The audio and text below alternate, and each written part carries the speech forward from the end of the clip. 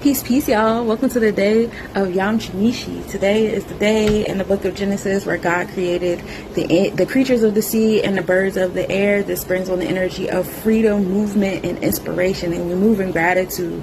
Peace to the God, Lord Brihaspati. In our Hindu culture, this energy is ruled by Jupiter. This brings on the wisdom, the knowledge, and education, and we're very familiar with the Jupiter energy, right? Bringing us that chokma to the chest, the expansion to the law and order. Today's the day of 7/17. 9, 1 and 7, 1 being knowledge, Ketters, taking initiative, that Aquarian energy of detachment. 1 is everything starts with the light, right? Everything begins here on the 1. 7 is God in supreme mathematics. 7 is also the Libra Opal scales, bringing us law, justice, truth, righteousness, bonds, one-on-one contracts, interpersonal relationships is very heavy here.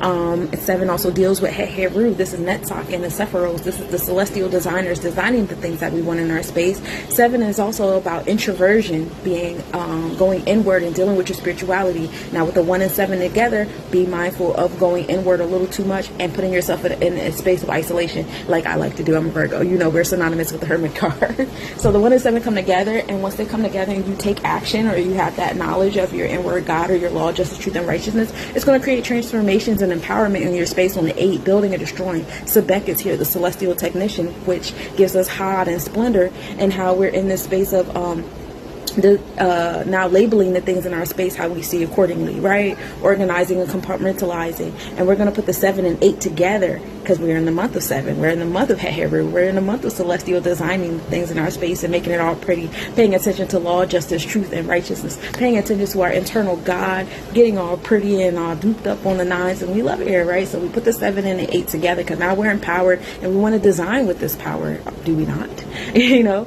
And that brings us to 1 and 5. Now we have 1 still being the Ketters, the Aquarius energy, taking initiative, knowledge, the light, you know, leadership, all that fun stuff. And now we have the 5, which is Jabora. This is Heru, not Heru, excuse me, Herakahuti. Now we're in the celestial enforcer realm, enforcing our internal law that we have developed with that 1 and 7 earlier, that we did earlier, right? So now we're enforcing and we're taking action on that. We have knowledge on what's going on with the enforcement. That brings us to 6. 6 is Tippereth. This is Leo energy. This is confidence, courageousness, creativity.